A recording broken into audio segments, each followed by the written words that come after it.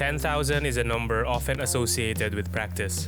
10,000 hours of practice to be an expert, and in photography, your first 10,000 shots will be your worst ones. Now, I'm not claiming to be an expert photographer, but I have taken my 10,000 shitty shots, which is something I shouldn't be bragging about. But we're all here to be taking the best photos as we possibly can, so just hear me out. It's important to know that not all practice is made equal. So for example, in music, if you play the same piece over and over again, it doesn't mean that you can play every other piece out there. And in photography, if you take the same photo 1,000 times, you probably won't improve that much.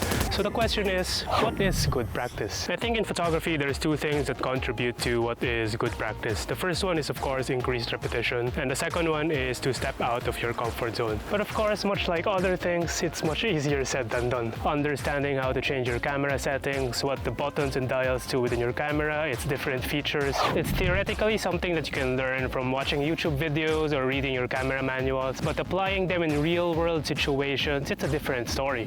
And that brings me to my second point. Placing yourself in more challenging situations or new environments will help you apply everything you have learned so far in photography. For example, the different compositional rules or changing your camera settings and using them in ever-changing situations will help you to be more efficient in your workflow or reduce the amount of error that you're doing on location. And it gives you a better understanding of what works well within your style and what kind of subject matter you should be photographing given the weather and lighting that you're provided. Which is why I think it's very important to invest time in scouting a new location or even traveling to different places. And that is why I try to share with you all my adventures regardless of whether or not I capture nice photos from that outing. You know, trying to practice what I preach. As I continue my hike, stunning views of the islands emerge, but I started to feel like the challenging situation I placed myself in for today was kicking in. Somehow I ended up doing this hike on a day when the Hong Kong Observatory raised a very hot day warning.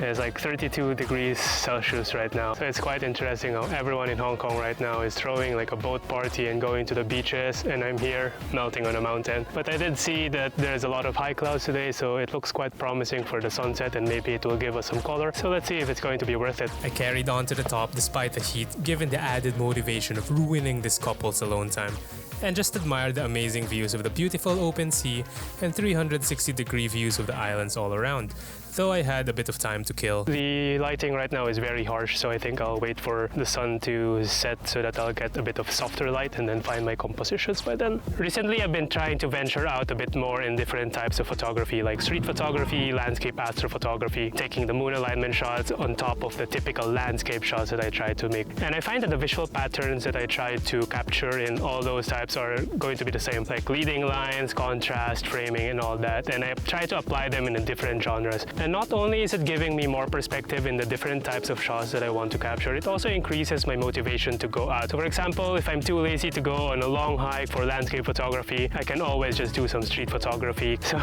no excuses for me to stay at home. Because I'm still having some harsh lighting, I'm doing some test shots with the 24 to 70 mil range, and I'm trying to focus in on the isolated islands within the bodies of water. And I find pairing bodies of water with harsh lighting actually brings out a bit more vibrancy in the photos. But I think later for the sunset, I'm going to use my telephoto 100 to 400 because in the background there are a lot of layers that I can focus on, and I can try to simplify the scene by just zooming in towards those details. And I find that in photography, that's one way to increase your photographic opportunities, to have different focal ranges from the wider end to the telephoto range. So if you've seen my other videos, I do one lens challenges because I do want to practice being comfortable with different focal ranges and having an eye on the different compositions that I can take with them. The sun is already a little bit lower in the horizon and the light is becoming softer now, and the scenario is starting to get a little bit golden, so quite fortunate to have such good weather right now, even though it's a bit hot. So I'm already using my 100 to 400 telephoto right now so I can simplify the scene and zoom in towards the layers in the landscape. I used the telephoto to isolate specific islands in the far distance and to simplify the surrounding landscapes,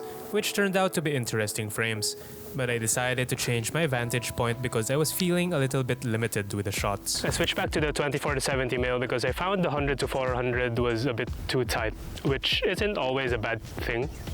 But I think for a scene like this, I prefer having a bit of a wider view because it's easier to balance out which islands to include in the composition or not. And then I think the contours in the landscape over here have very nice contrast from the side light. And as I set up my shot and start a short time lapse to wait for proper golden hour, the sky decided to give me a little treat to reward my efforts. So the sky behind me is just putting on a show. There's like golden light beams piercing through that dramatic clouds. It's a really, really beautiful scene. So just head out to shoot, and then eventually you'll get the right conditions, and then you can take away some nice shots. To be honest, I think these are poorly made photos. I just got so caught up with the light that the composition is all over the place and I don't even know where I'm supposed to look at.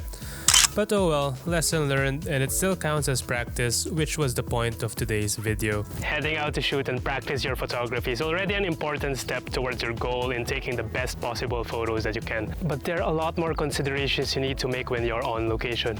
An example will be your exposure. So click on this video where I explain to you the tools and techniques you can apply to make sure that your exposure is correct. So I'll see you there. Thanks for watching.